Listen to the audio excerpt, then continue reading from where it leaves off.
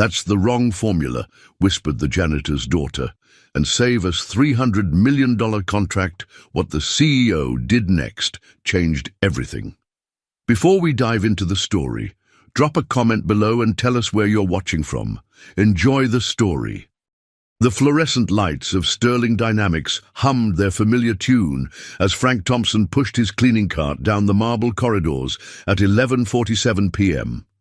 For 15 years, these halls had been his second home. Every stain, every scuff mark, every corner held a memory. But tonight was different. Tonight, his 7-year-old daughter Emma was with him. "Daddy, why do you have to work so late?" Emma asked, her golden curls bouncing as she skipped alongside the cart. Her bright blue eyes reflected the harsh hallway lighting, making her look almost ethereal in the empty corporate building. "Well, sweetheart," Frank said, adjusting his worn Sterling Dynamics uniform, "someone's got to keep this place clean for all the important people who work here during the day. And Mrs. Patterson is sick tonight, so I had to bring you along."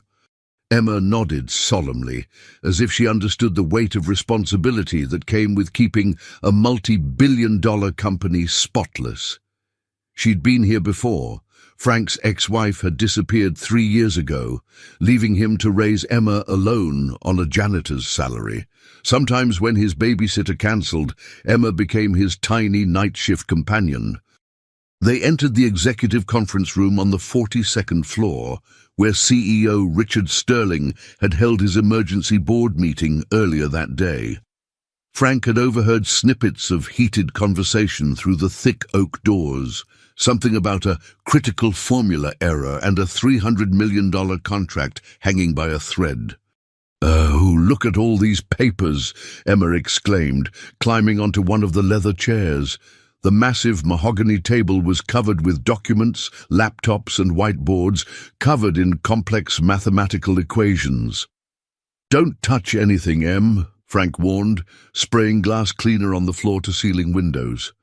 "These people are way smarter than us. This is rocket science stuff." But Emma was already studying the whiteboard closest to her, her small finger tracing the numbers and symbols. Frank had noticed this habit of hers. She was always drawn to patterns, numbers, puzzles. Her second-grade teacher, Mrs. Rodriguez, had mentioned Emma was exceptionally bright in mathematics, but Frank figured all parents heard that. "Daddy," Emma said softly, her voice carrying a strange certainty that made Frank pause mid-spray. "This formula is wrong." Frank chuckled. "Honey, these are some of the smartest people in the world. Dr. Chen has 3 PhDs from MIT. I don't think—" "No, Daddy, look." Emma pointed to a series of calculations in the middle of the board. "If x equals 47.3 and you multiply it by the coefficient here, the answer should be 2,347.39, not 2,874. 39. They switched the numbers." Frank dropped his spray bottle. It clattered against the marble floor, the sound echoing through the silent room like a gunshot. He stared at his daughter, this little girl in her pink pajamas and tiny sneakers, pointing at equations that might as well have been hieroglyphics to him. "Emma, baby, how do you know that?" I can see it, Daddy. Like when you show me a picture that's upside down, and I know it's upside down. The numbers are in the wrong places." Frank felt his heart hammering against his ribs. The fragments of conversation he'd overheard suddenly crashed together in his mind. Formula error. 300 million. Contract hanging by a thread. What if Emma was right? What if his 7-year-old daughter had just spotted the mistake that was about to cost Sterling Dynamics the biggest deal in company history? He looked at the whiteboard again, then at Emma, then at the stack of contracts marked "Urgent deadline tomorrow 9 a.m. in Richard Sterling's distinctive handwriting. Frank Thompson had spent 15 years invisible in these halls, emptying trash cans and mopping floors while billion-dollar decisions were made around him. He'd never spoken to the CEO beyond a polite nod. He barely had a high school diploma. But his daughter, his brilliant, inexplicable daughter, might have just seen something that MIT PhDs had missed. The question that would haunt him until morning was simple. What do you do when your 7-year-old might be the smartest person in the building? The digital clock on the conference room wall clicked to 11:58 p.m. In exactly 9 hours and 2 minutes, Richard Sterling would walk into a boardroom and potentially sign away the future of his company. Unless Frank Thompson found the courage to do something he'd never done in his entire life, speak up. Frank stared at his reflection in the bathroom mirror at 3:17 a.m., his weathered hands gripping the porcelain sink until his knuckles turned white. The fluorescent lights above flickered intermittently, casting shadows that danced across his tired face like ghosts of doubt. Emma slept peacefully in the employee break room, curled up on the old couch with his jacket as a blanket, her golden hair spilling across the worn fabric like sunlight on faded leather. The conference room whiteboard haunted his thoughts, those numbers Emma had pointed to with such innocent certainty. Every time he closed his eyes, he could see her small finger tracing the equations, hear her voice saying, "The numbers are in the wrong places," with the calm authority of someone who simply knew truth when she saw it. "You're losing your mind, Frank," he whispered to himself, his voice echoing off the tiled walls. "She's 7 years old." 7-year-olds don't solve MIT-level mathematics. But even as he spoke the words, memories flooded back. Emma at 4, counting the tiles on their kitchen floor and announcing there were exactly 247, but it should be 248 to make a perfect rectangle. Emma at 5, correcting the grocery store cashier who had overcharged them by 37 cents. Emma at 6, arranging her birthday candles in prime number sequences because it looks more balanced that way, Daddy. He'd attributed it all to natural intelligence, the kind of brightness every proud father sees in his child. But this was different. This wasn't a child being clever. This was a child seeing mathematical truth with the clarity of someone born to understand numbers the way others understand language. Frank splashed cold water on his face and returned to the conference room. He stood before the whiteboard like a pilgrim approaching a shrine, those equations swimming before his eyes, meaningless symbols and numbers that might as well have been written in ancient hieroglyphics. But Emma's words echoed in his mind. If x equals 47, 3, and you multiply it by the coefficient here. No, his hands trembling, he pulled out his phone and opened the calculator app. The screen seemed impossibly bright in the darkened room as he typed 47, 3x 60, 2. His finger hovered over the equals button for what felt like an eternity. This moment would change everything, either confirm his daughter's impossible gift or prove he was a desperate father seeing miracles where none existed. The result appeared, 2,947, 46. Frank's legs nearly gave out. His 7-year-old daughter's mental calculation had been off by mere hundredths, close enough to make his heart pound against his ribs like a caged bird. The whiteboard showed 2,174, 39. A transposition error, a simple, devastating mistake that could cost Sterling Dynamics $300 million. He sank into one of the leather conference chairs, the weight of realization crushing down on him like an avalanche. Emma hadn't just spotted an error.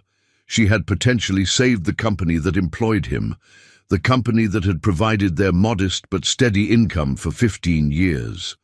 The company whose executives walked these halls making decisions that affected thousands of lives, while he emptied their trash cans and mopped their floors in invisible silence. The digital clock on the wall read 4:23 a.m. In exactly 4 hours and 37 minutes, Richard Sterling would arrive at his office to prepare for the most important presentation of his career. In 6 hours, the Meridian Defense representatives would gather in this very room to hear Sterling Dynamics' proposal for a satellite launch system worth more than Frank would earn in 20 lifetimes. Frank looked at his daughter, sleeping peacefully on the couch, unaware that her casual observation had revealed a truth that MIT PhDs had missed. The question that had tormented him all night suddenly crystallized into perfect clarity. He had no choice. He had to tell Sterling. At 5:30 a.m., as the first pale light of dawn crept through the conference room windows, Frank Thompson made the most terrifying decision of his life. He was going to speak to Richard Sterling, not as an employee to his boss, but as a father protecting his child's future and a man preventing a catastrophe. The elevator ride to the executive floor felt like ascending to meet his fate. The executive floor of Sterling Dynamics existed in a different universe from the maintenance levels Frank knew so well. Here, the marble floors gleamed like mirrors. The mahogany panels whispered of old money and older power, and the very air seemed to hum with the electricity of important decisions. Frank's work boots, so familiar on concrete floors and service elevators, felt alien against the polished stone as he approached the corner office where light already glowed behind frosted glass doors. Richard Sterling was legendary for arriving before dawn and leaving after midnight, a work ethic that had built Sterling Dynamics from a struggling aerospace startup into a global defense contractor worth billions. The man's reputation preceded him into every room, brilliant, ruthless, uncompromising, and utterly dedicated to excellence. Frank had glimpsed him perhaps a dozen times in 15 years, always from a distance, always surrounded by executives in expensive suits, discussing matters Frank couldn't begin to comprehend. Now he was going to knock on that door and claim his 7-year-old daughter was smarter than Sterling's entire engineering team. Frank's hand shook as he knocked. The sound seemed to echo through the hallway like thunder. "Come in," came the authoritative voice that had commanded boardrooms for 2 decades, the voice that had negotiated contracts with the Pentagon and made Sterling Dynamics synonymous with precision engineering. Richard Sterling looked up from his computer screen, his silver hair perfectly styled, despite the early hour. At 42, he was the youngest CEO in Sterling Dynamics history, having earned his position through a combination of technical brilliance and business acumen that industry magazines called supernatural. His sharp blue eyes registered surprise, then mild annoyance at the interruption. "Frank, isn't it? Is there a problem with the cleaning?" Sterling's voice carried the practiced politeness of a man accustomed to efficiency in all things. Frank's mouth went completely dry. In 15 years of employment, Sterling had never remembered his name. The fact that he did now felt both miraculous and terrifying. "Mr. Sterling, sir, I need to talk to you about the Meridian contract." The change in Sterling's expression was immediate and dramatic. His eyebrows rose, his posture straightened, and suddenly Frank felt the full weight of one of America's most powerful CEOs' attention focused on him like a laser. "I'm sorry. What did you just say?" "The formula, sir. On the whiteboard in conference room A, there's an error in the calculations." Frank's voice sounded foreign to his own ears, as if someone else was speaking through him. Sterling leaned back in his leather chair, studying Frank with the intensity of a hawk examining prey. The silence stretched between them, filled with the soft hum of computers and the distant sound of early morning traffic 42 floors below. "You're telling me," Sterling said slowly, "that there's an error in calculations that have been reviewed by our top engineering team.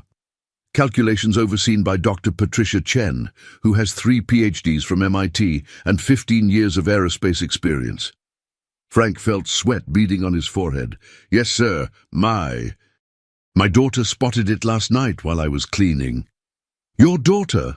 Sterling's voice carried a note of incredulity that made Frank want to disappear into the floor. "How old is your daughter, Frank?" 7, sir." The silence that followed was so complete that Frank could hear his own heartbeat. Sterling's face cycled through disbelief, amusement, and something Frank couldn't identify. something that looked almost like hunger. Finally, Sterling stood, his movements deliberate and controlled. "Show me."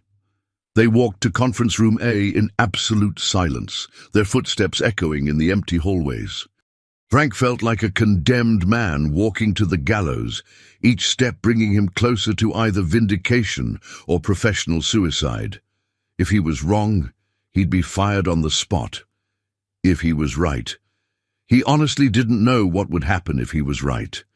Emma was awake when they entered, sitting cross-legged on the floor beside the couch, arranging Sterling Dynamics paperclips into complex geometric patterns. She looked up as they entered, her blue eyes bright and curious, completely unaware of the storm of tension surrounding the two adults. "This is Emma," Frank said, his voice barely above a whisper. Sterling knelt down to Emma's eye level, and for a moment his corporate facade softened. "Hello, Emma. Your daddy tells me you found a mistake in our math." Emma nodded solemnly, her small face serious with the weight of adult attention. She pointed to the whiteboard with the confidence of a teacher addressing her class. "The numbers got switched around. See? 47. 3 times 60. 2 is not 2,874. 39. It's 2,847. 39. Someone wrote the 4 and the 7 in the wrong places." Sterling rose slowly, his eyes fixed on the equation with laser focus. He pulled out his phone, fingers flying across the calculator with the practiced speed of someone who lived and breathed numbers. Frank held his breath, watching Sterling's face for any sign of what verdict was coming. "Son of a—" Sterling caught himself, glancing at Emma. "You're absolutely right." The words hit Frank like a lightning bolt, simultaneously validating his faith in his daughter and opening a door to possibilities he couldn't begin to imagine. Emma had done the impossible. She had looked at equations that had stumped MIT PhDs and seen the truth with the clarity of pure mathematical intuition. But Sterling's next words changed everything, injecting a note of urgency that made Frank's stomach clench with new worry. "We need to verify this immediately. If this error has propagated through the entire calculation chain." He paused, his face growing pale as the implications sank in. "Frank, your daughter may have just prevented the biggest disaster in company history." By 7:30 a.m., Conference Room A had transformed from a quiet sanctuary into a war room buzzing with frantic energy. "Doctor." Patricia Chen hunched over her laptop, her usually perfect composure shattered as she worked through calculations with 3 other senior engineers. Their faces were masks of concentration and growing horror as they traced the error through spreadsheet after spreadsheet. Emma sat in Richard Sterling's chair at the head of the massive mahogany table, her legs swinging freely as she watched the adults scramble to verify what she had seen in mere seconds. "The error cascades through the entire propulsion model," Dr. Chen announced, her voice tight with barely controlled panic. She looked up from her screen, her face pale with the realization of what they had almost done. "If we had presented these numbers to Meridian Defense, our rocket trajectory calculations would have been off by a factor of 12,000 meters. 12,000 meters, Richard. Our satellites would have fallen short of orbital insertion by nearly 8 miles. Frank felt the blood drain from his face as the magnitude of Emma's discovery hit him like a physical blow. 12,000 meters. The difference between a successful satellite launch that would cement Sterling Dynamics' reputation as America's premier aerospace contractor and a catastrophic failure that would have destroyed the company's credibility forever. He thought about the Challenger disaster, the Columbia tragedy, how single mistakes in complex systems could lead to devastation that echoed through history. "How the hell did we miss this?" Sterling demanded, his legendary composure cracking for the first time Frank had ever witnessed. The billionaire CEO looked haggard, older than his 42 years, as the weight of near disaster settled on his shoulders. "We've been working 18-hour days for 6 weeks straight," Dr. Chen replied. rubbing her temples as if trying to massage away the memory of their oversight. Everyone's exhausted. We've been checking and rechecking calculations until they all started to blur together. Sometimes the simplest errors are the hardest to catch because we're looking for complex problems. She turned to look at Emma with something approaching religious awe. Fresh eyes see what tired eyes miss, and some eyes. She paused, studying Emma as if seeing her for the first time. Some eyes see patterns the rest of us can't even perceive. Sterling's phone buzzed with the aggressive tone he reserved for emergency contacts. He glanced at the screen, and his face tightened further. That's Meridian. They're expecting our presentation in 90 minutes. The entire board of directors is flying in from Seattle. Senator Harrison is personally attending because this contract could create 5,000 jobs in his district. He ran his hands through his silver hair, disturbing its perfect styling for the first time anyone could remember. We'll have to postpone. Recalculate everything from the ground up. It'll take weeks. No, Emma said quietly, her small voice cutting through the adult panic like a bell through fog. Every person in the room turned to stare at her. Dr. Chen paused mid-keystroke. Sterling stopped pacing, and even the junior engineers looked up from their frantic calculations. "What did you say, sweetheart?" Sterling asked, kneeling beside Emma's chair with the gentle tone of someone addressing an oracle. Emma pointed to the massive projection screen showing the corrected spreadsheet. "You don't have to recalculate everything. The mistake only affects 3 calculation chains. Just fix the formula and propagate the correction through columns D, F, and H. All the rest of the math is perfect." She traced patterns in the air as if following invisible mathematical threads. "These numbers here and here and here need to change. But the orbital mechanics, the fuel calculations, the launch window computations, they're all exactly right." Dr. Chen's fingers flew over her keyboard with renewed energy, following Emma's guidance through the labyrinthine spreadsheet. Mathematical formulas flowed across the screen like digital waterfalls, each correction rippling through dependent calculations with perfect precision. "She's absolutely right again," Dr. Chen breathed, her voice filled with wonder. "The core engineering is sound. It's just the propagation error from that single transposed number.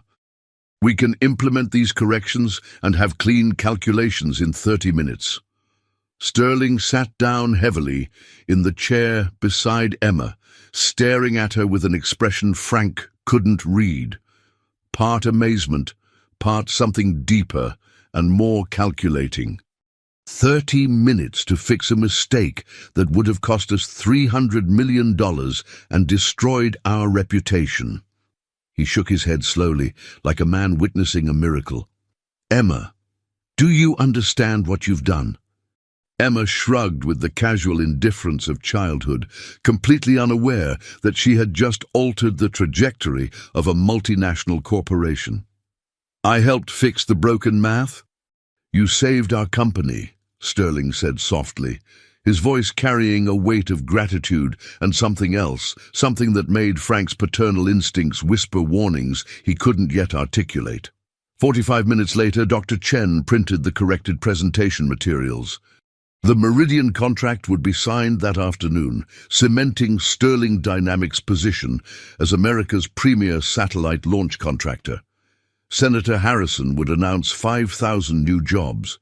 The company's stock price would soar. But as Frank watched Sterling looking at Emma with increasing fascination, studying her like a puzzle to be solved, a resource to be developed, a new worry began to gnaw at his chest. What did a billionaire CEO want with a 7-year-old genius? And more importantly for Frank's peace of mind, what would it cost to find out? 3 days after Emma saved the Meridian contract, Frank found himself sitting in Sterling's corner office again, but this time he had been summoned. The view from the 42nd floor was breathtaking. Manhattan spread out below like a circuit board of dreams and ambition. Central Park, a green oasis amid the concrete and steel canyons. Emma sat beside him in a chair that dwarfed her small frame, quietly working through a mathematics workbook that Sterling's assistant had somehow produced within minutes of their arrival. A workbook designed for high school students that Emma was completing with the casual ease of someone reading a picture book. "Frank, I've been thinking about our situation," Sterling began, his tone measured and professional, but his eyes holding an intensity that made Frank's stomach tighten with apprehension. "Emma has demonstrated remarkable mathematical intuition. Gifts like hers, true mathematical genius, appear perhaps once in a generation. They shouldn't be wasted in overcrowded public schools where teachers struggle to challenge even normally gifted students." Frank shifted uncomfortably in his chair, acutely aware of his maintenance uniform in this temple of corporate power. He'd been dreading this conversation since watching Sterling's face light up with possibility 3 days ago, since seeing the calculating gleam in the CEO's eyes as he studied Emma like a rare specimen. "What are you suggesting, Mr. Sterling?" "I want to arrange for Emma's education," Sterling said, leaning forward with the enthusiasm of a man who had identified a promising investment. "Private tutors specializing in advanced mathematics and sciences. Accelerated programs that will challenge her intellect rather than bore her into mediocrity. Eventually, admission to the finest universities in the country, MIT, Harvard, Stanford, Caltech. Anywhere she wants to go, any program she wants to pursue." Sterling's eyes gleamed with vision. "I'm talking about a full scholarship, Frank. Everything paid for. Tuition, room and board, research opportunities, study abroad programs. She could have access to resources that most families couldn't afford in 10 lifetimes. The offer hung in the air, like incense, sweet and intoxicating and somehow dangerous." Frank looked at Emma, who had stopped working on her mathematics problems and was listening intently, despite pretending to focus on her workbook. Her small face was serious, processing the implications with the same analytical intensity she brought to equations. That's incredibly generous, sir, but I don't understand why you would—" "There's more," Sterling interrupted, his voice taking on the tone of a man accustomed to making grand gestures. "I want to offer you a position in our facilities management department. Better hours, no more night shifts, better pay, triple your current salary to start with performance bonuses and full medical benefits. You'd oversee maintenance operations during normal business hours, work with professional contractors, manage a real budget. You'd never have to push a mop cart again, Frank. You'd be supervising the people who do." Frank felt the walls of the office closing in around him, his breathing becoming shallow as the magnitude of the offer sank in. Everything he had ever dreamed of for Emma, the best education, unlimited opportunities, freedom from the financial constraints that had defined their lives, was being offered on a silver platter. And for himself, dignity, respect, the chance to provide for his daughter without working himself into an early grave. "Why?" he asked, his voice barely above a whisper. "Why would you do this for us? We're nobody. I'm a janitor. Emma's just a kid." Sterling was quiet for a long moment, his gaze drifting to the window overlooking Manhattan's glittering expanse. When he spoke, his voice carried a vulnerability that Frank had never heard from the legendary CEO. "Because genius shouldn't be limited by circumstance, Frank. Emma has a gift that could change the world, could solve problems we haven't even imagined yet. But also," he paused, something deeply personal flickering across his features, "because I know what it's like to be underestimated, to have potential that no one recognizes. Mr. Sterling, with all due respect, I don't think you've ever been underestimated in your life. You're Richard Sterling. You built this empire from nothing." Sterling laughed, but there was no humor in the sound, only the bitter echo of old pain. "Frank, what do you really know about my background? Beyond the corporate biography and the Forbes profiles? Just what everyone knows. You built this company from a startup, became the youngest CEO in aerospace history, made billions through innovation and determination. That's the story we tell investors and journalists, Sterling said quietly, his mask of corporate invincibility slipping to reveal something raw underneath. But that's not where I started. That's not who I was before I became who I am now. He looked directly at Frank, and for the first time, the billionaire CEO seemed almost ordinary, human, vulnerable. I grew up in foster care, Frank, bounced between homes from the time I was 3 until I aged out at 18. No family, no connections, no money, no one who believed I was anything more than another throwaway kid destined for minimum wage and broken dreams. Frank stared at him, speechless. The revelation recontextualized everything he thought he knew about Richard Sterling, the confidence, the drive, the ruthless pursuit of success. I was a janitor too, Sterling continued, his voice growing softer, more reflective.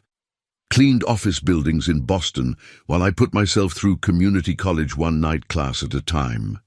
Worked from midnight to 8 a.m., attended classes from 9 to noon, studied until I passed out, then got up and did it all again. Just like you're doing now, Frank. The only difference is I never had anyone believe in me the way I want to believe in Emma. The revelation hit Frank like a physical blow, reframing everything he thought he understood about their situation. Richard Sterling, billionaire, genius, corporate titan, had walked the exact same path Frank was walking now. Had pushed the same carts, mopped the same floors, felt the same bone-deep exhaustion that came from working nights and dreaming of something better for the people you loved. But as the shock faded and the implications settled into Frank's mind, a new question emerged, one that would keep him awake for the next week, staring at the ceiling of their small Queens apartment, while Emma slept peacefully beside him. If Sterling had climbed out of poverty and obscurity to build an empire, what was he really offering Emma? Salvation or something else entirely? And what would he expect in return? 2 weeks had passed since Sterling's life-changing offer, and Frank still hadn't given him an answer. The decision hung over him like a sword, magnificent and terrifying in equal measure. Emma continued her nightly visits to Sterling Dynamics, partly because Frank's babysitter had moved to New Jersey, but increasingly because Sterling had begun leaving increasingly complex mathematical puzzles for her to solve. Each night, Frank would find new workbooks, geometric construction sets, even university-level textbooks waiting for Emma in conference room A. And each morning, Sterling would review her completed work with the intensity of a professor examining a doctoral thesis. Tonight felt different from the moment they stepped off the elevator. Sterling was waiting for them in conference room A as usual, but he wasn't alone. A woman in her 50s sat beside him, her silver hair pulled back in an elegant bun that spoke of quiet dignity rather than corporate power. Her eyes were the same piercing blue as Sterling's, but where his held the sharp focus of a predator, hers carried the softer warmth of someone who had known real loss and found peace with it. "Frank, Emma, I'd like you to meet someone very special to me," Sterling said, rising from his chair with unusual formality. His voice carried an emotional weight Frank had never heard before, a vulnerability that made the powerful CEO seem almost fragile. "This is Margaret Sterling, my mother." Frank's world tilted on its axis. "Your mother? But you said you grew up in foster care, that you never knew your family." Margaret Sterling smiled with the bittersweet expression of someone who had made peace with difficult truths. Frank could see where Richard had inherited his intensity, but in her it was tempered by something softer, regret perhaps, or hard-won wisdom. "That's true, Frank. I gave Richard up when he was 3 years old." Her voice carried decades of pain, carefully managed but never fully healed. I was 17, unmarried, with no family support and no money. I was working 2 minimum-wage jobs just to afford a single room in a boarding house that wasn't fit for raising a child. I thought I was giving him a better chance at life. Frank felt Emma's small hand slip into his, her intuitive understanding of adult emotion making her reach for comfort in the face of such raw honesty. Sterling sat down heavily, the weight of his own history visible in the slump of his shoulders. "Mom spent 35 years trying to find me," Sterling explained, his voice thick with emotion. "The adoption agency had closed, records were sealed, the foster system lost track of me when I aged out.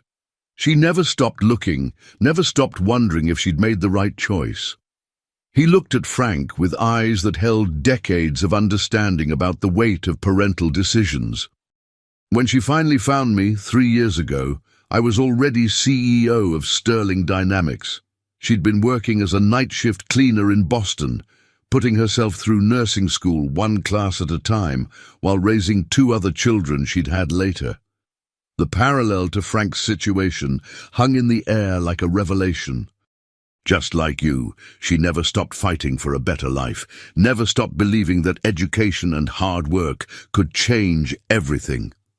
Margaret reached for Emma's free hand, her touch gentle but firm. "Richard told me about your daughter's gift, Frank, and about your struggles as a single parent, trying to provide opportunities that feel impossibly out of reach.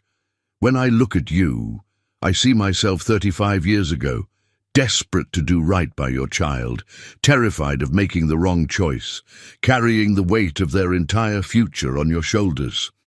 Her eyes filled with tears, but her voice remained steady. "And when I see Emma, I see Richard at that age, brilliant, curious, capable of extraordinary things, but dependent on adults to recognize and nurture that potential." "I don't understand what you're saying," Frank said, though part of him was beginning to grasp the shape of something larger than Sterling's original offer. "When I found Richard after all those years of searching, I made him promise me something," Margaret continued, her grip on Emma's hand tightening slightly. "That he would never let another child's potential be wasted because of circumstance, that he would be the person I wished had been there for me when I was young and desperate and making impossible choices with no good options." She looked around the conference room, taking in the whiteboards covered with Emma's mathematical work, the textbooks scattered across the table. Every scholarship program Sterling Dynamics sponsors, every inner-city educational outreach initiative, every mentorship program for underprivileged students, it all comes back to that promise. "But Emma," she paused, studying the little girl with wonder. "Emma is special even among the special ones. She could be the next Einstein, the next Marie Curie, the next person who changes how we understand the universe. But only if she gets the right opportunities at the right time." Frank felt tears building behind his eyes as the full scope of what was being offered became clear. "And you're offering those opportunities." "We're offering more than opportunities," Sterling said quietly, his corporate facade completely dissolved in the presence of his mother and the weight of their shared history. "We're offering family, Frank. Real family. The kind that doesn't abandon children when things get difficult, that doesn't let bureaucracy and circumstance determine a child's future."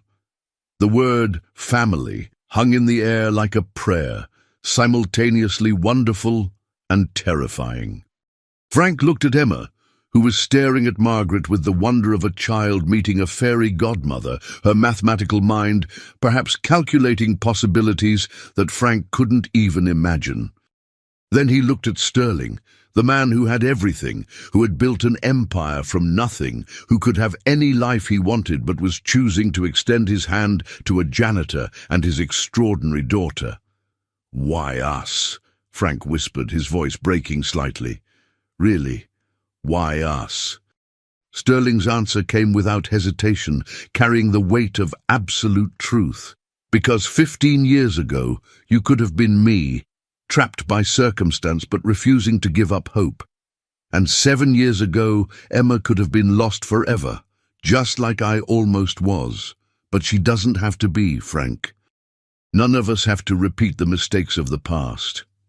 Margaret leaned forward, her eyes bright with unshed tears and fierce determination. Frank, I spent 35 years wondering if I'd made the right choice giving Richard up. Wondering what kind of man he would become, wondering if I'd destroyed both our lives by trying to save his. I don't want you to spend the next 35 years wondering if you made the right choice about Emma's future. Some decisions define entire lifetimes. This is one of them. As Frank sat in that conference room, surrounded by the mathematical equations that had started this incredible journey and the weight of decisions that would shape his daughter's destiny, he realized that the most important calculation of his life had nothing to do with numbers or formulas. It was about trust, sacrifice, and the terrifying leap of faith required to accept help from strangers who somehow felt like the family he'd never known he was looking for.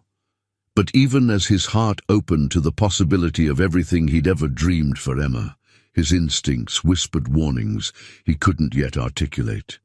There was something else in Sterling's eyes when he looked at Emma, something beyond paternal care or educational opportunity, something that made Frank's protective instincts hum with unease. What did Richard Sterling really want from Emma? And was Frank about to make the best decision of his life, or surrender his daughter to something he didn't fully understand? Frank signed the papers on a Tuesday morning in Sterling's office, his hand trembling slightly as he wrote his name on documents that would transform their lives forever. Emma would begin her accelerated education program immediately, working with private tutors Sterling had personally selected, former MIT professors, NASA engineers, mathematical prodigies who had revolutionized their fields. Frank would start his new position as facilities operations manager the following week, with a salary that seemed impossible after 15 years of survival wages. "Welcome to the Sterling family," Margaret said, embracing Frank with genuine warmth. But even as he felt the relief of security washing over him, something nagged at his consciousness, a detail that didn't quite fit the perfect picture being painted. It was Emma who first voiced what Frank couldn't articulate. As they toured the private education wing Sterling had constructed, specifically for her, a suite of rooms filled with advanced mathematical equipment, computers powerful enough to run complex simulations, and libraries containing texts that most universities couldn't afford, she turned to Frank with unusual seriousness. "Daddy, why are there cameras in all the rooms?" Frank looked around, suddenly noticing the small black devices mounted discreetly in every corner. "Security, sweetheart. This is expensive equipment." But Sterling's response made Frank's stomach clench with unease. "Actually, Emma, they're not just for security. We want to document your progress, study your problem-solving methods. Your mind works differently than other people's. Understanding how you process information could help us develop better teaching methods for other gifted children." The word study hung in the air like a warning bell. Frank found himself looking at Emma differently. Not as his daughter in a wonderful educational program, but as a subject being observed. That night, as they ate dinner in their new company-provided apartment, luxury beyond Frank's wildest dreams, Emma asked questions that revealed the depth of her understanding. "Are they going to watch me all the time, even when I'm thinking?" Her blue eyes held a maturity that reminded Frank she was far more perceptive than her 7 years suggested. "It's just while you're learning, baby, to help you get the best education possible." But Frank's reassurances felt hollow even to himself. That night, he called his sister in California, the first time he'd spoken to family in months. "Katie, I think I might have made a mistake." "What kind of mistake could involve a billionaire giving you everything you've ever wanted?" Frank stared out at the Manhattan skyline from their new 20th floor apartment. Emma's mathematical diagrams scattered across the dining table like evidence of her extraordinary mind. The kind where you realize the cage is made of gold, but it's still a cage. The next morning brought their first real indication that Sterling's interest in Emma went beyond simple educational philanthropy. Dr. Miranda Foster arrived at their apartment at 7 a.m. sharp, a neurological specialist who wanted to conduct baseline cognitive assessments to better understand Emma's capabilities. "It's completely non-invasive," Dr. Foster explained, unpacking equipment that looked more appropriate for a research laboratory than an educational program. "We'll just be monitoring her brain activity while she solves various mathematical problems.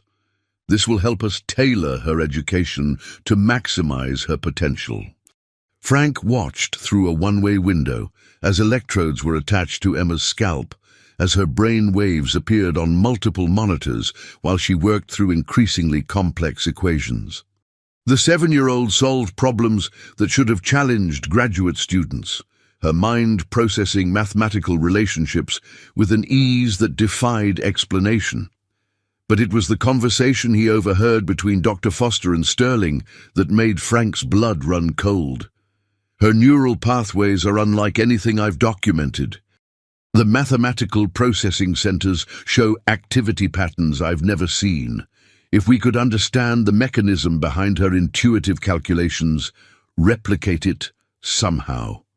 Frank realized with growing horror that Emma wasn't being educated. She was being studied, analyzed, reverse-engineered like a machine whose workings Sterling wanted to understand and exploit. That evening, as Emma completed homework assignments that would challenge college professors, Frank made a decision that would define the rest of their lives. He was going to find out what Richard Sterling really wanted with his daughter. Emma's transformation over the following weeks was both miraculous and terrifying. Under the guidance of Sterling's hand-picked tutors, she mastered calculus concepts in days, absorbed quantum mechanics principles with the ease of someone reading fairy tales, and began generating original mathematical proofs that her professors admitted they couldn't fully comprehend.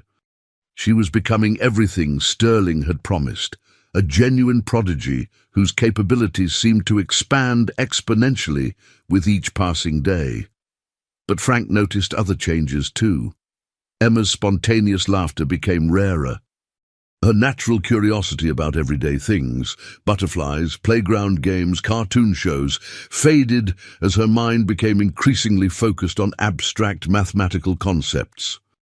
She spent hours staring at equations with an intensity that seemed almost unnatural for a child, as if she were being pulled deeper into a world of pure logic that had no room for childhood wonder. "She's adjusting beautifully," Dr. Foster reported during one of their weekly assessments. "Her cognitive development is accelerating beyond our most optimistic projections. We're documenting learning patterns that could revolutionize our understanding of human intelligence."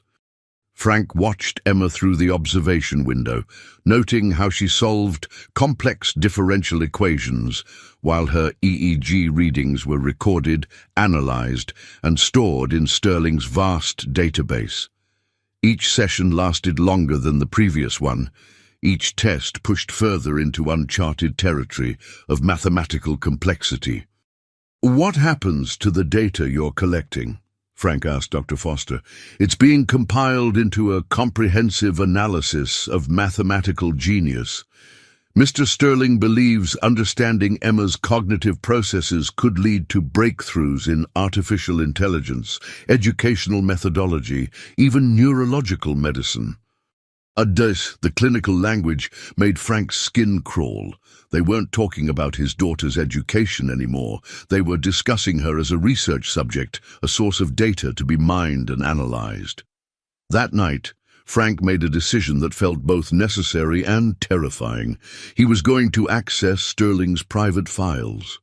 His new position as facilities operations manager gave him after-hours access to most of the building, including the executive floors.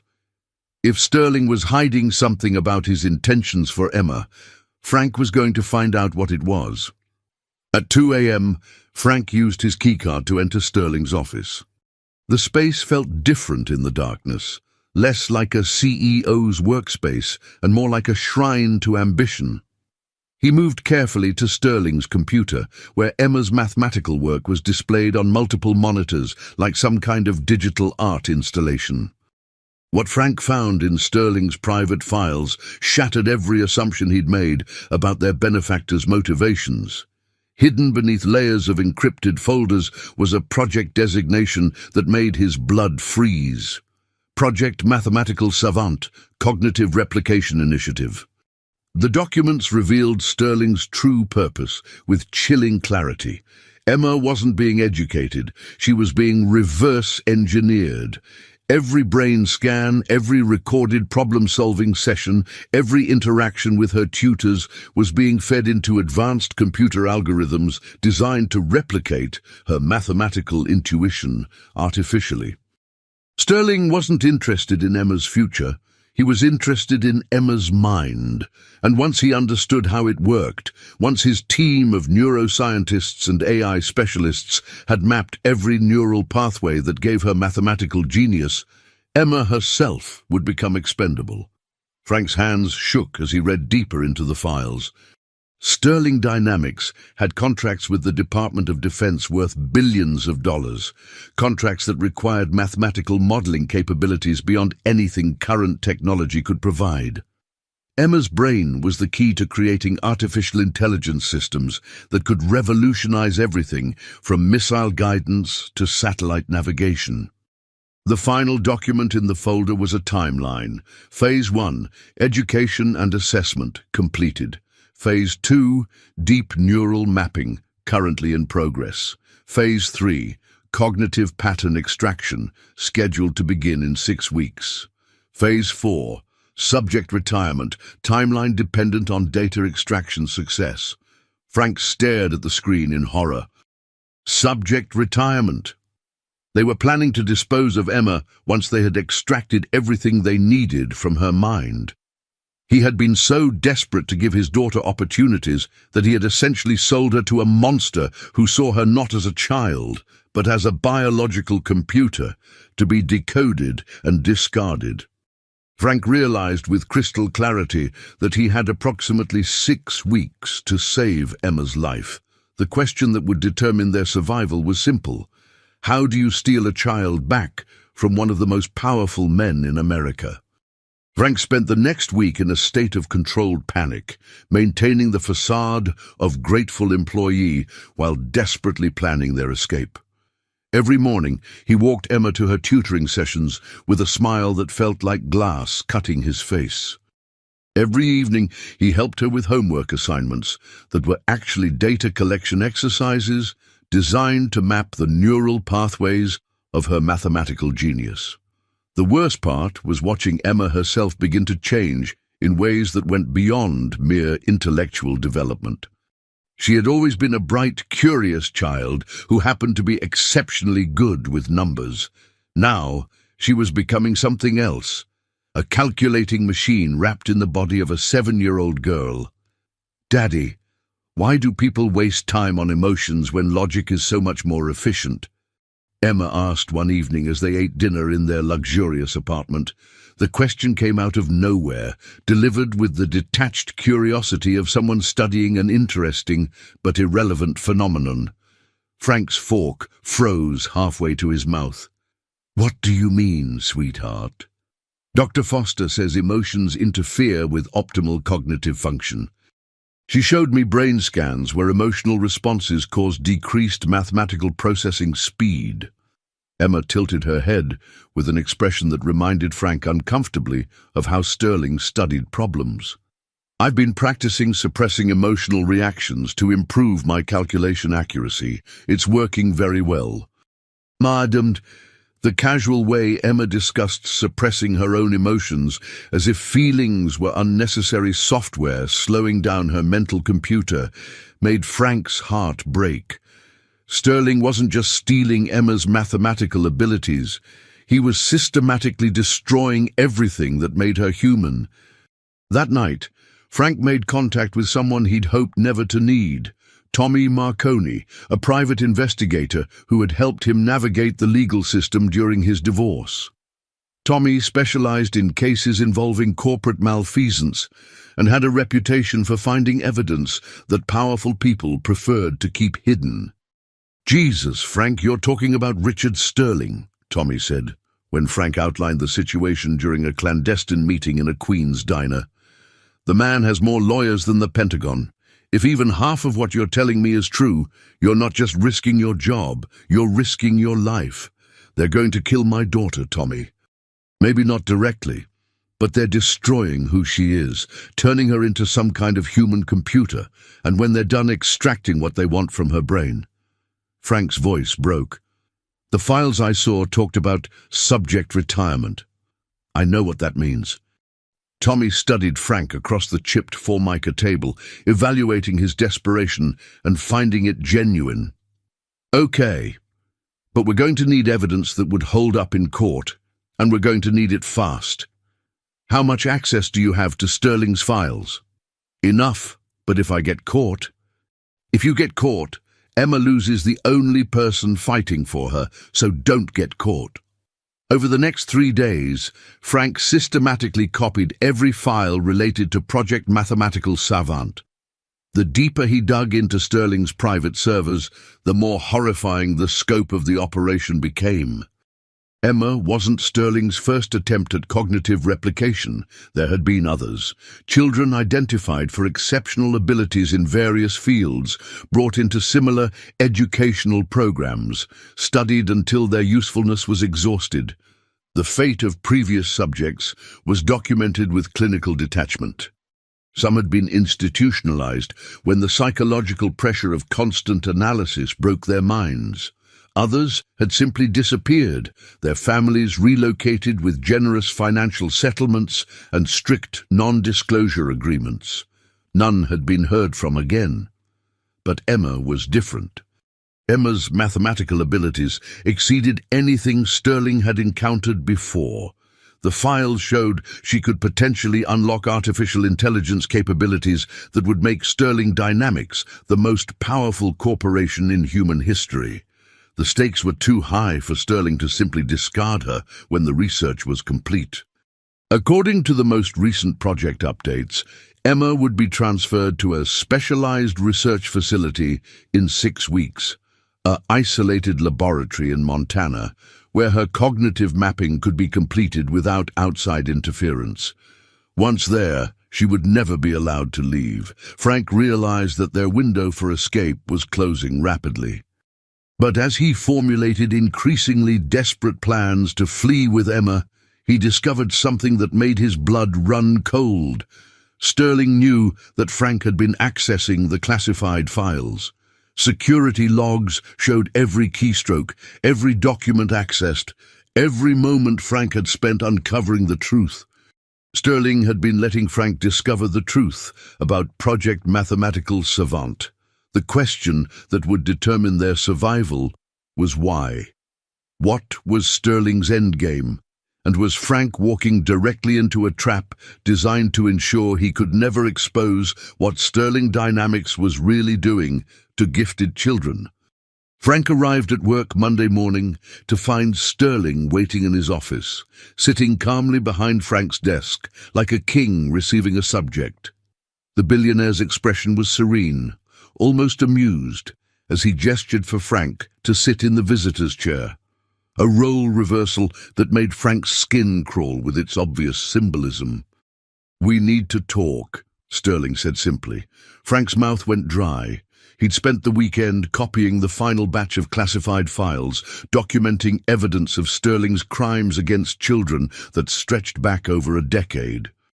The flash drive containing everything was hidden in Emma's backpack, the one place Sterling's security wouldn't think to search.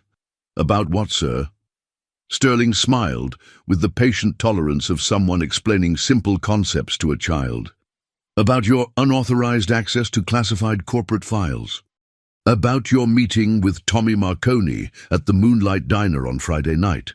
About your touching but ultimately futile plan to expose Project Mathematical Savant." Sterling leaned back in Frank's chair, completely relaxed. "Did you really think I wouldn't know?" The words hit Frank like physical blows. Sterling had been monitoring everything. Frank's computer access, his phone calls, probably even his conversations with Emma. They were trapped in a web so complete that Frank had been deluding himself to think escape was possible. "Frank, let me explain something about power," Sterling continued, his voice taking on the tone of a professor delivering a lecture. "True power isn't about money or influence or even fear. True power is about controlling the narrative, about making people choose between impossible options and convincing them they made the choice freely." Frank forced himself to remain calm, though his heart was hammering against his ribs. "What do you want?" "What I've always wanted. Emma's cooperation in completing Project Mathematical Savant.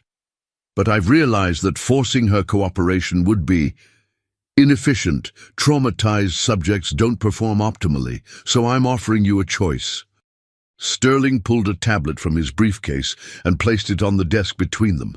The screen showed a bank account with Frank's name, containing a balance that made his vision blur. $25 million. "Option 1, Sterling said. "You sign a non-disclosure agreement, take Emma, and disappear. New identities, new lives, financial security for the rest of your days. Emma gets to grow up normally, attend regular schools, have a regular childhood. You both walk away from this situation and never speak of it again." Frank stared at the number on the screen. $25 million. Enough to give Emma any life she wanted, anywhere in the world. Enough to ensure she never had to worry about money, never had to watch her father work himself to death for their survival. "And option 2? Sterling's smile turned predatory. "You continue your heroic crusade to expose my crimes. You take your evidence to the FBI, the media, anyone who will listen. You fight the good fight against corporate corruption and the exploitation of gifted children." That doesn't sound like much of a choice. Oh, but it is. Because if you choose option 2, you'll discover that your evidence has been fabricated.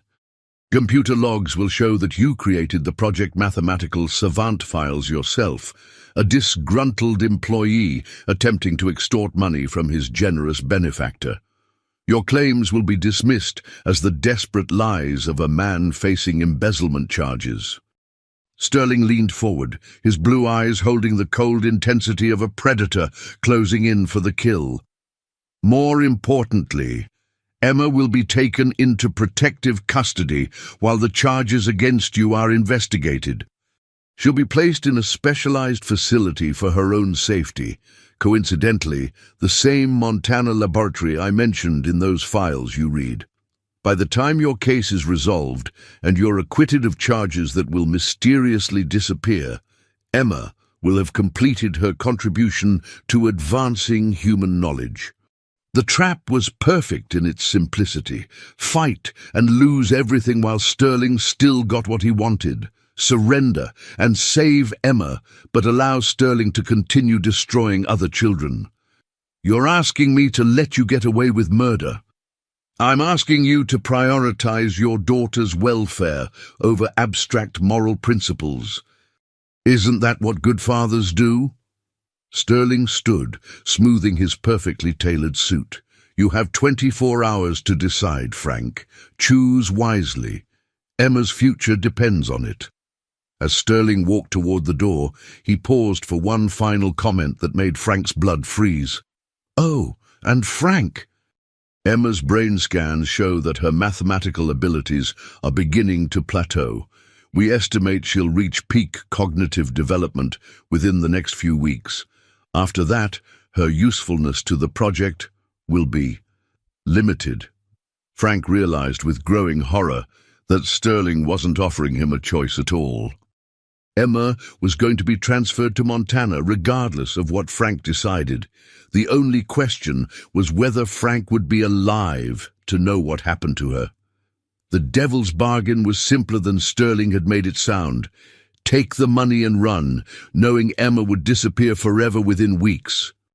or fight and watch Sterling destroy them both while still getting everything he wanted. But as Frank stared at the bank account balance that represented more money than he'd ever dreamed of having, he realized there might be a third option, one that Sterling's arrogance had prevented him from considering. Sometimes the only way to beat the devil was to become something worse than hell itself. Frank didn't go home that night.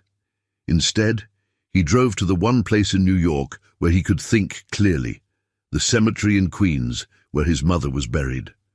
Sitting on the cold marble bench beside her grave, watching the city lights flicker in the distance, he tried to find the courage for what he was about to do. "I don't know if you can hear me, Mom," he whispered to the headstone, "but I need help. I need to know how far a father should go to save his child." The answer came not in words, but in memory. His mother, working 3 jobs to keep him in school, his mother selling her wedding ring to pay for his college application fees, his mother fighting cancer for 8 months without health insurance because she'd spent everything on his education. She had sacrificed everything for his future.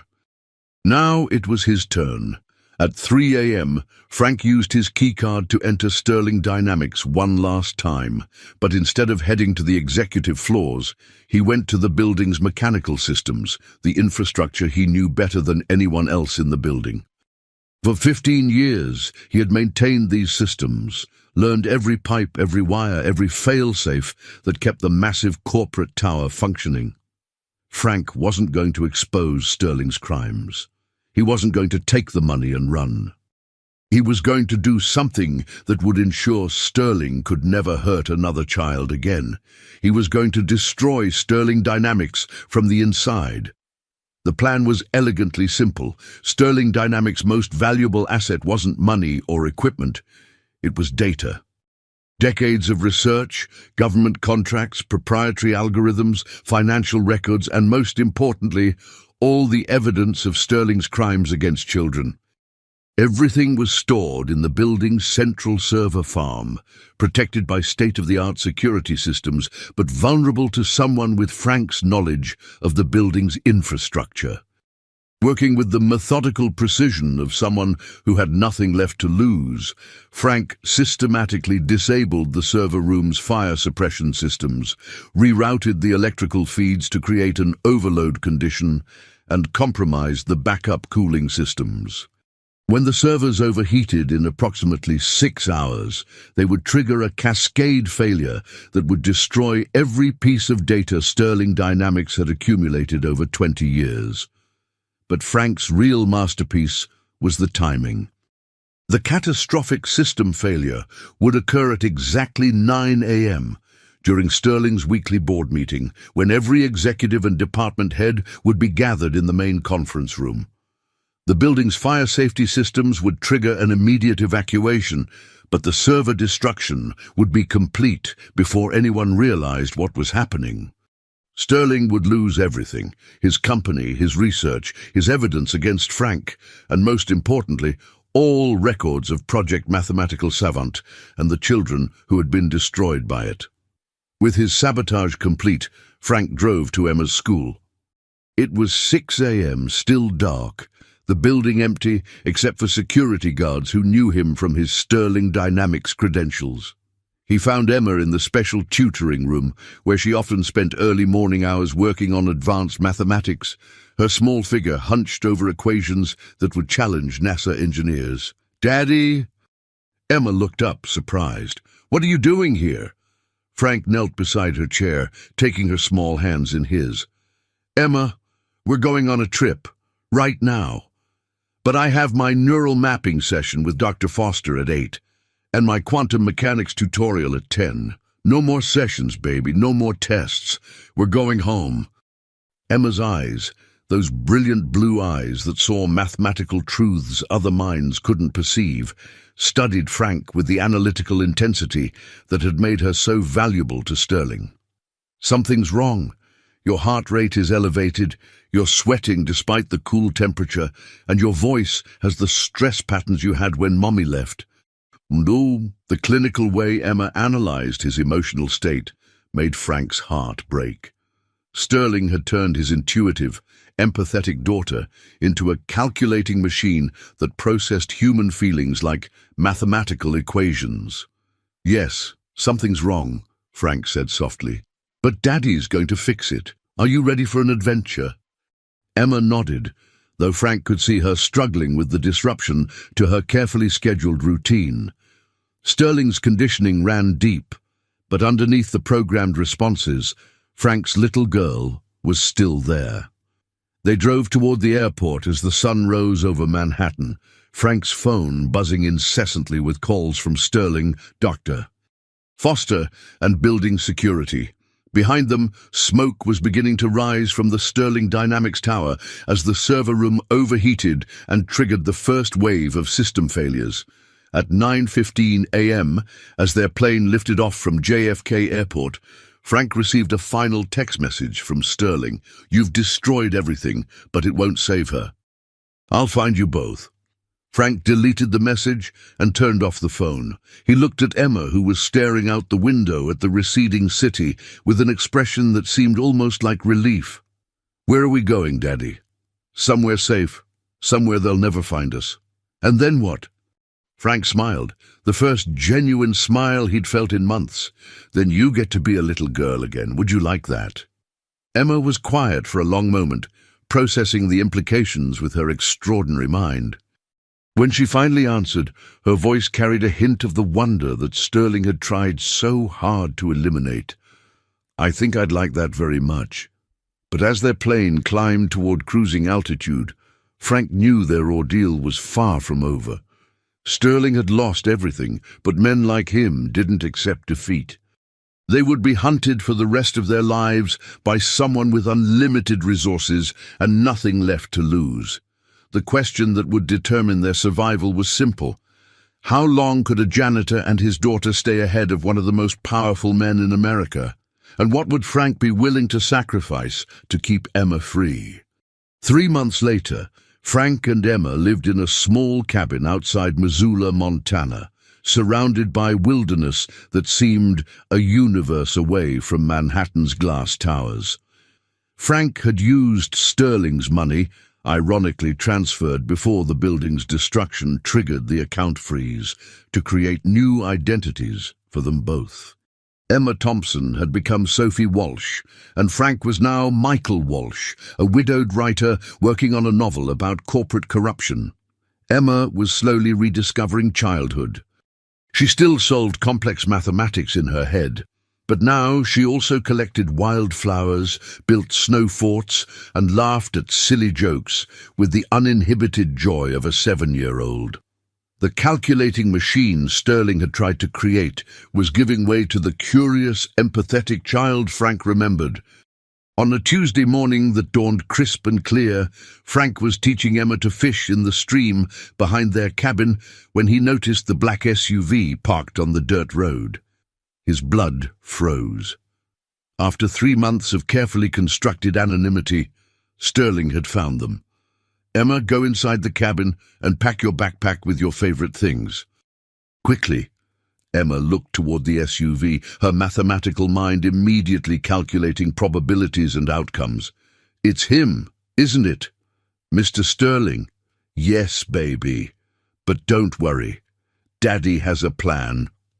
But Frank's confidence was a mask over desperation. He'd always known this moment would come. Sterling had unlimited resources and unlimited motivation for revenge. Frank's destruction of Sterling Dynamics had cost the billionaire everything. His company had collapsed, government contracts had been cancelled, and the FBI was investigating the destroyed servers for evidence of the defense contractor fraud that Frank's sabotage had exposed. Sterling emerged from the SUV alone, which surprised Frank. The man looked haggard, older than his 42 years, his expensive suit rumpled and his silver hair unkempt.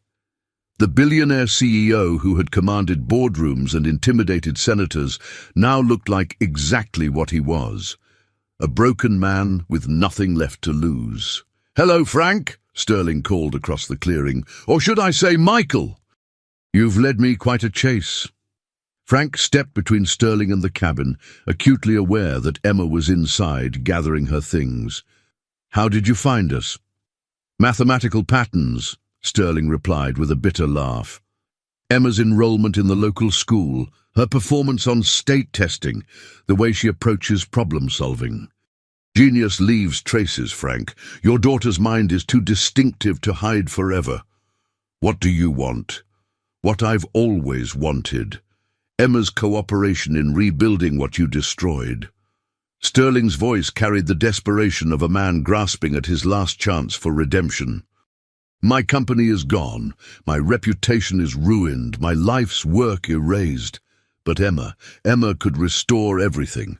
Her mathematical abilities could launch a new company, solve problems that would make us billions, create technologies that would change the world."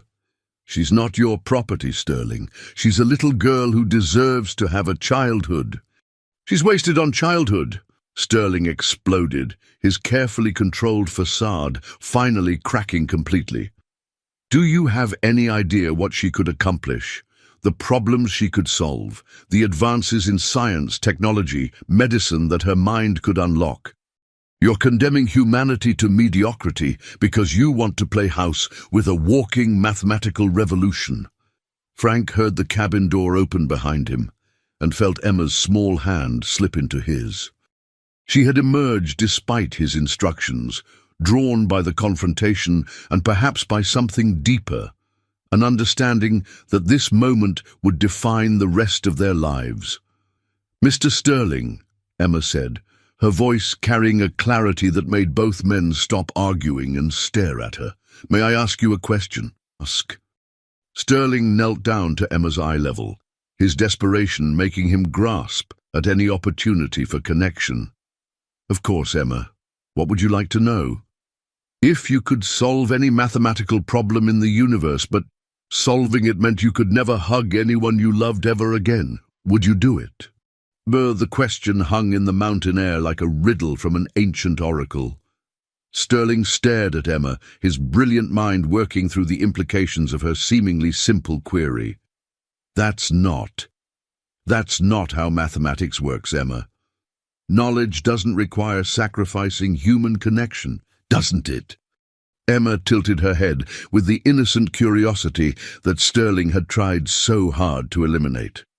"You sacrificed your connection to your mother for 35 years to build your company. You wanted to sacrifice my connection to my daddy to use my brain. You think mathematics is more important than love." "Oh." Sterling's face went pale as Emma's words struck home. "Emma, it's not that simple." "It is that simple," Emma continued, her 7-year-old wisdom cutting through decades of Sterling's rationalizations. "You forgot the most important equation of all." "What equation?"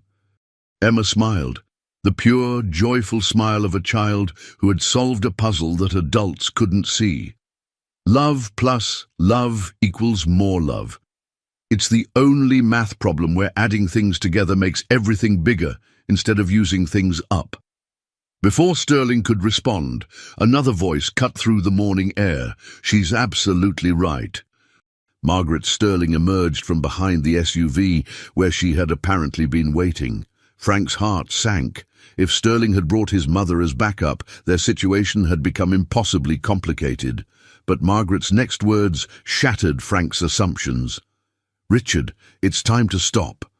Sterling spun around, his face a mask of confusion and betrayal. "Mom, what are you doing here?"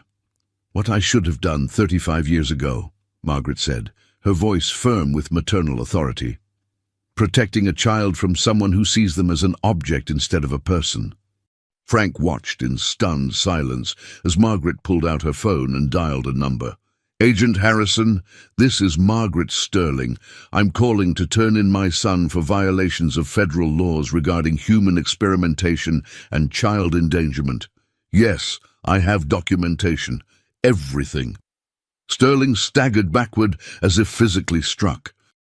"You're turning me in, your own son." "I'm saving you," Margaret said softly, "just like Emma's father saved her. Because sometimes love means stopping the people we care about from destroying themselves and others." The sound of approaching helicopters filled the air. FBI agents would arrive within minutes to arrest Sterling for crimes that would put him in federal prison for the rest of his life. But as Frank watched the broken billionaire look at his daughter and his mother, he saw something unexpected in Sterling's eyes. Relief. "I lost myself, didn't I?" Sterling whispered, his voice breaking. "Somewhere along the way, I forgot what I was really trying to prove." Margaret knelt beside her son, taking his hands in hers. "You were trying to prove you were worthy of love, Richard. But you were always worthy. You just forgot how to see it." As the FBI helicopters landed and agents surrounded Sterling, Frank realized that the real victory wasn't escaping the billionaire's pursuit. The real victory was Emma, standing beside him, holding his hand, her mathematical genius intact, but her humanity restored. She had solved the equation that Sterling had spent his entire life trying to understand. The value of love could never be calculated, only experienced. 6 months later, Frank and Emma lived openly under their real names in a small Colorado town where Emma attended regular elementary school and Frank taught adult education classes at the community college. Emma still solved complex mathematical problems, but now she also played soccer, collected rocks, and read fairy tales with equal enthusiasm.